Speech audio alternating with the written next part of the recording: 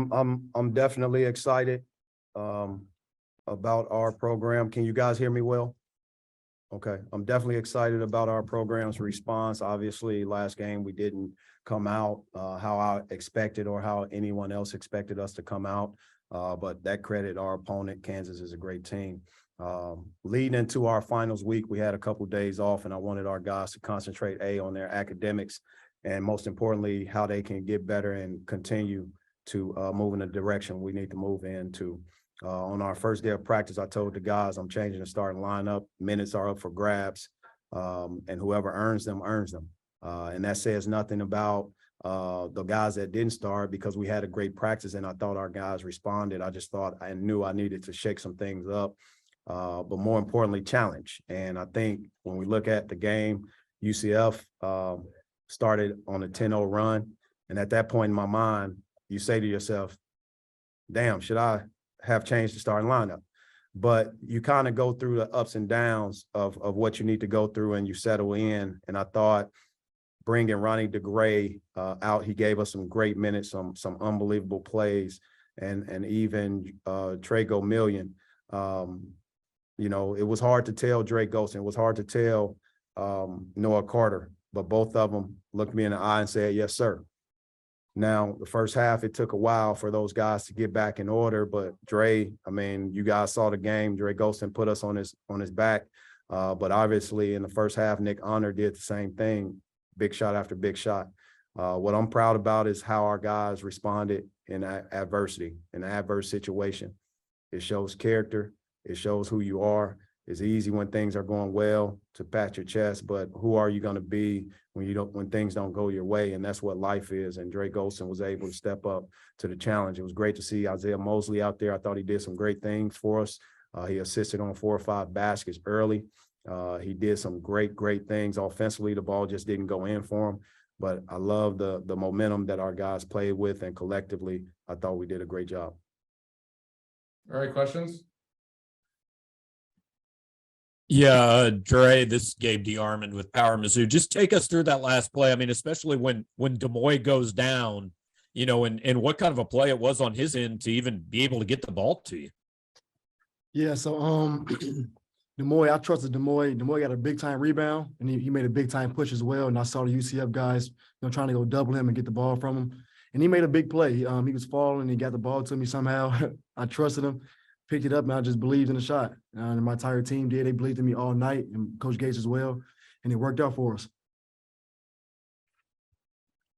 We told those guys during the halftime or during that timeout or that session, let's get a stop. Most coaches would start fouling and allow their teams to go up 3 and play the free throw game. I wanted to play the analytic of it. It was a 6-second difference, and I knew if we got a rebound, it would be enough time to send a scrambling defense on their heels without another timeout for me to have. I wanted our guys to rebound, run.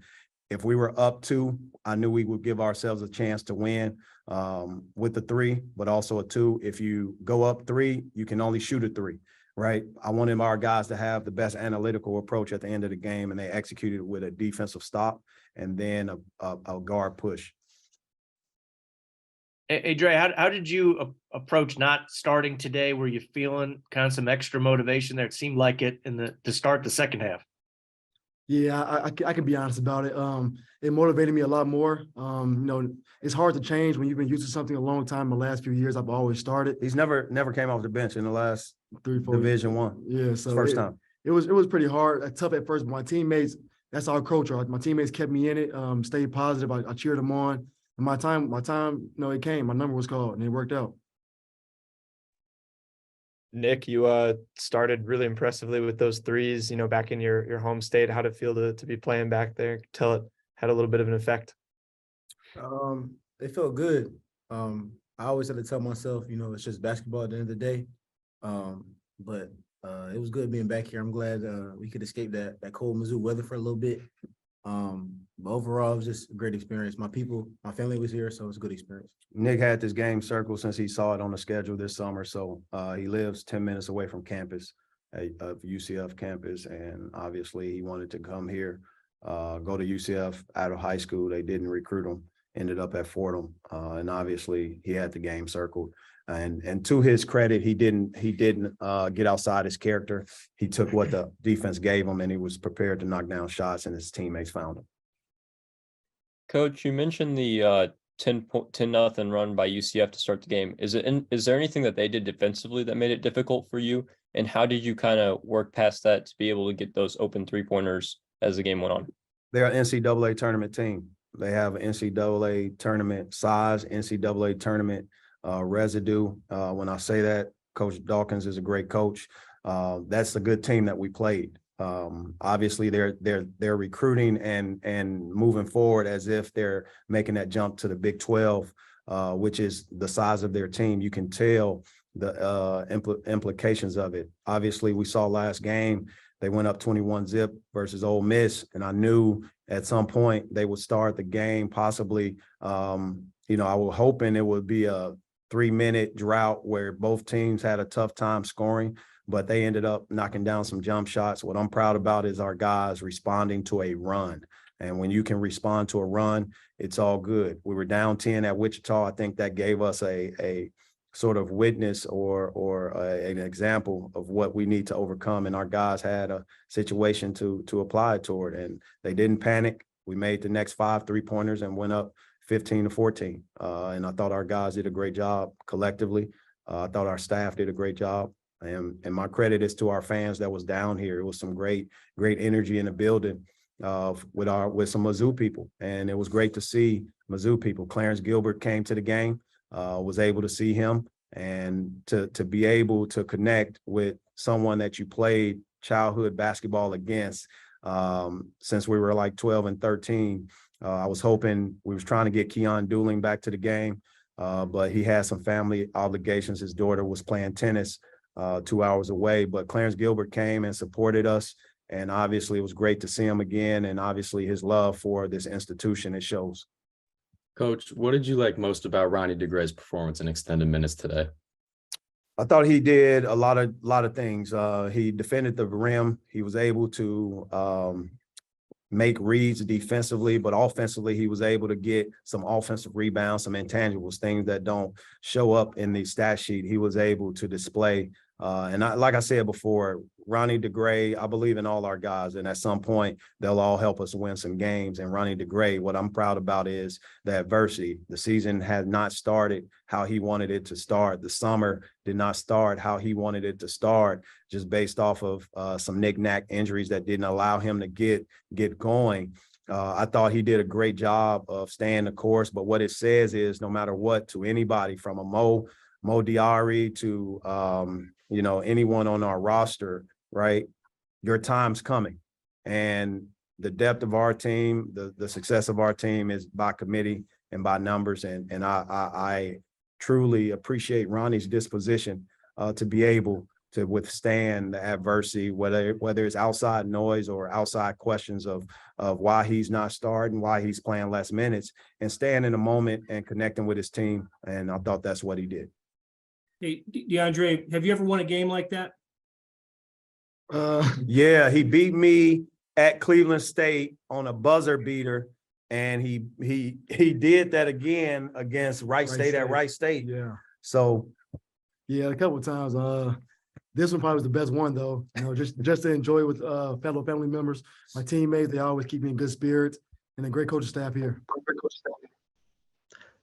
Nick and DeAndre, this is Drew from Power Mizzou. What kind of adjustments defensively did y'all make coming out of halftime that helped y'all get up to that big lead in the second half? I think just from having that time to prepare weeks prior, we tried different things.